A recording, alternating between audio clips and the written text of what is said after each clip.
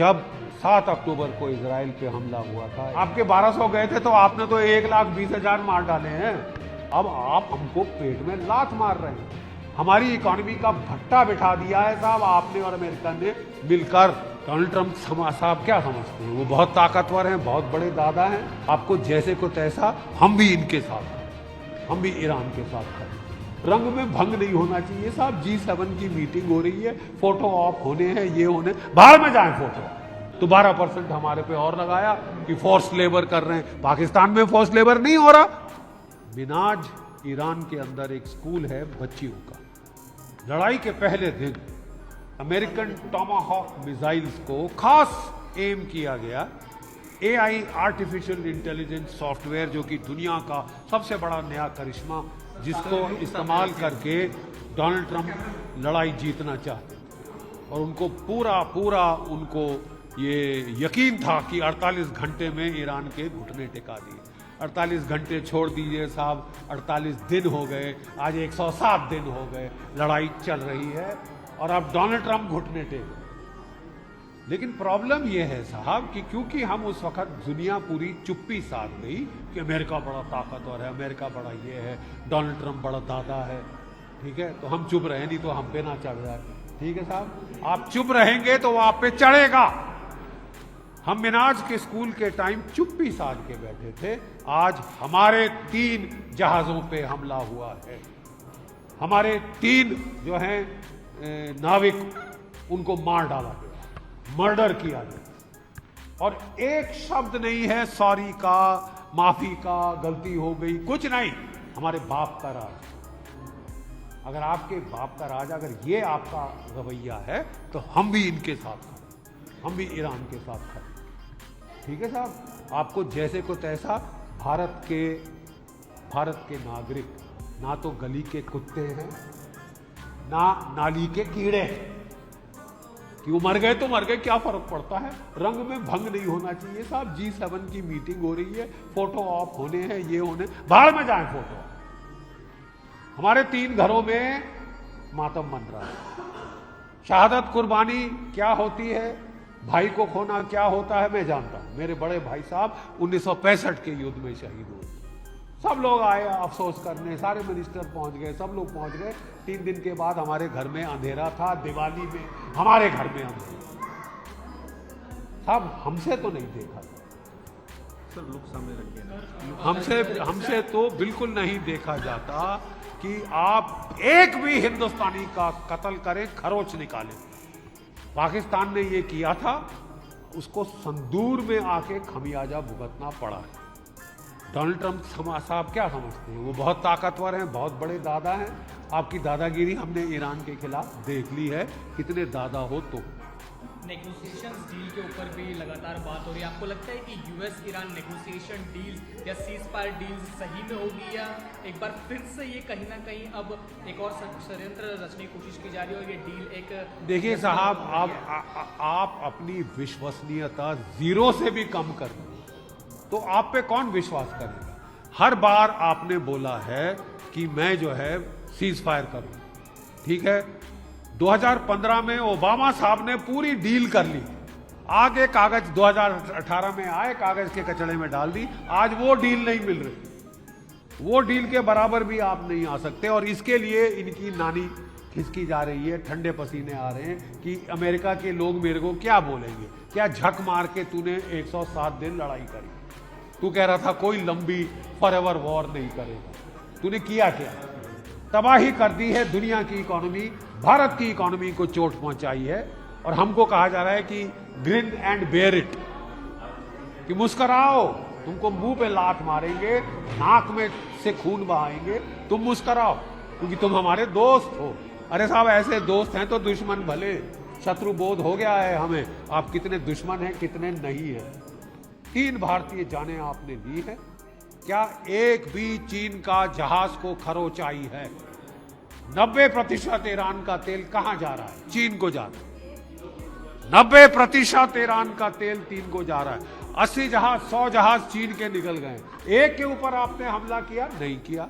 रूस के जहाज को हाथ लगाने की हिम्मत है तुम में? अमेरिका नहीं है। तो क्या सोच के आपने भारत पे चढ़ गए कि ये कमजोर है?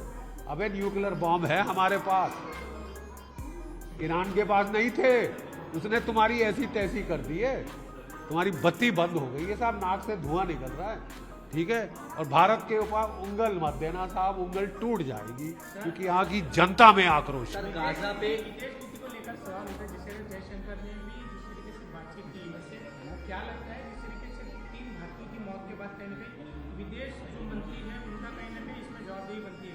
देखिए साहब, ये किसकी जवाबदेही बनती है किसकी नहीं बनती है, हम देखना चाहते हैं अंतिम रिजल्ट क्या है। क्या ये हमले चलते रहेंगे या हम आवाज उठाएंगे? हमारी पहली आवाज, हमारी गलती में मुझे लगता है ये हुई कि हमने बड़ी धीमी आवाज उठाई कि यार अमेरिका बहुत ताकतवर है, अमेरिका से हमको ट्रेड डील करनी है। तुम ट्रेड डील के लिए मरे क्यों जा रहे हो यार? अगर नहीं होती ट्रेड डील अमेरिका में से तो क्या कयामत आ जाएगी? नहीं ना, क्या कयामत आ जाएगी? क्या हम यूरोप को नहीं बेच सकते, चीन को नहीं बेच सकते, रूस को नहीं बेच सकते, अफ्रीका को नहीं बेच सकते? दूसरी मार्केट ढूंढो। हर दिन ये हमको कोई ना कोई धमकी देना, 50% टैरिफ लगाएगा, फिर सुप्रीम कोर्ट अमेरिका की ने डाउन कर दिया कि केवल 10%, तो 12% हमारे पे और लगाया कि फोर्स लेबर कर रहे हैं। पाकिस्तान में फोर्स लेबर नहीं हो रहा, टेररिज्म आपको केवल ईरान में दिख रही है, पाकिस्तान टेररिज्म नहीं कर रहा। उसके आसिफ मुनीर को गोदी में क्यों बिठा रहे, क्यों उसको उकसा रहे हो पालतू कुत्ते की तरह कि और काटो भारतवर्ष? देखिए साहब, बहुत हद से ज्यादा चीजें बढ़ जा रही हैं और शत्रुबोध हमको अब धीरे धीरे हो रहा है। अगर कई लोगों के आंख से पर्दा अभी भी नहीं गिरा है तो मुझे लगता है कि अमेरिका खुद गिरा है। सर, गाजा में 1 लाख 3 साल से लगातार मौतों का सिलसिला बढ़ता जा रहा है। अभी भी इजराइल जो है गाजा के ऊपर हमला कर रहा है। क्या लगता है कि इजराइल को भी एक इंटरनेशनल टेररिस्ट देश घोषित करना चाहिए? देखिए साहब, मैं सीधी बात कहना चाहता हूं, जब 7 अक्टूबर को इजराइल पे हमला हुआ था, 112 उनके बच्चे लड़के लड़कियां मारे गए थे, कैदी हुए थे, सारी दुनिया की सिंपैथी इजराइल के साथ। अब तब से लेके आज तक 990 दिन हो गए साहब, तुम्हारी लड़ाई का अंत नहीं है। आपके 1200 गए थे तो आपने तो 1,20,000 मार डाले हैं और अंत नहीं दिख रहा ना साहब। तुम्हारी जो सिंपैथी थी वो गई है साहब, और अब आप हमारे सबसे बड़े दोस्त बनते हो। और हम लोग भी कदर लिहाज कर रहे थे, अभी तक हम लोग नहीं बोल रहे थे, क्योंकि साहब हर लड़ाई में इन्होंने हमारा साथ दिया। सीधी बात, मैं 2 टूक शब्द की मैं बात करता हूं। लेकिन साहब अब आप हमको पेट में लात मार रहे हैं, हमारी इकोनॉमी का भट्टा बिठा दिया है साहब आपने और अमेरिका ने मिलकर। भारत की इकोनॉमी की तबाही की ओर धकेले जा रहा है। हम 7% पर एनम ग्रोथ रेट पे बढ़ रहे थे, 5.9% पे आ गए।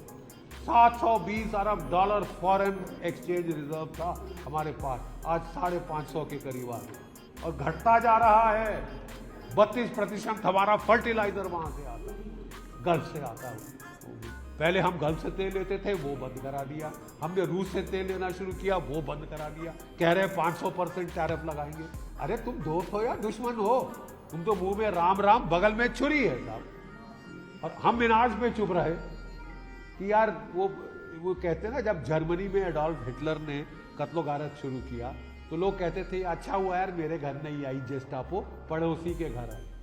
ठीक है साहब, फिर उसको पता चला कि कुछ दिनों के बाद उसके घर आ। तो यही तकरीबन यही तमाशा हो रहा है। हम लोग चुप बैठे रहे और हमारे 3 जहाजों पे हमले हुए, एक के बाद एक भारतीय जहाजों पे, रूस पे नहीं, चीन पे नहीं, क्योंकि उनसे डरते हैं।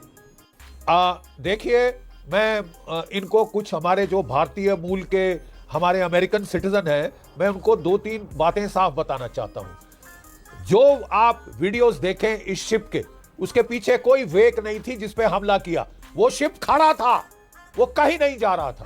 Please show me the radio transcripts जहां आपने उसको वार्न किया और उसने बोला नहीं मैं नहीं सुनूंगा।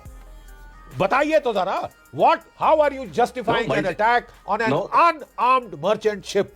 ठीक है, नंबर, लेट मी फिनिश।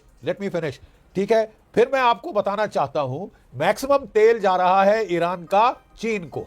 उनके 80-90 जहाज निकल चुके हैं आपके ब्लॉकेड के थ्रू, कोस्ट पकड़ के वो जाते हैं और पाकिस्तान का कोस्ट लाइन हग करते हुए वो चीन पहुंचा रहे हैं तेल। एक जहाज वो हिट किया है आपने? मैक्सिमम तेल ईरान का चीन को जा रहा है, मैक्सिमम शिप जो ब्लॉकेड जंप कर रहे हैं चीन के जहाज हैं, लेकिन आपने एक चीन के जहाज को हाथ लगाने की हिम्मत नहीं है डोनाल्ड ट्रंप में। सुन लीजिए आप, हिम्मत नहीं है डोनाल्ड ट्रंप साहब में। और क्योंकि भारत दोस्त है कि हम तो पुचकार के आई लव इंडिया बोल के मना लेंगे, 3 लोग मर जाएंगे, गरीब घर के हैं बेचारे, पैसे कमाने गए थे अपनी फैमिली के लिए, वो मर गए तो मर गए, इंडिया चुपचाप सह लेगा, उसको क्या फिक्र, कोई किसी टॉप लीडर या ब्यूरोक्रेट का बेटा थोड़ी ना मरा है, क्या फर्क पड़ता है। अभी कल जाके हगिंग और गले मिलना शुरू हो जाएगा, 1-2 दिन दीजिए। आप तो ये सोच के बैठे हैं ना, आपको दर्द नहीं हो रहा क्योंकि आपका कोई रिश्तेदार नहीं गया।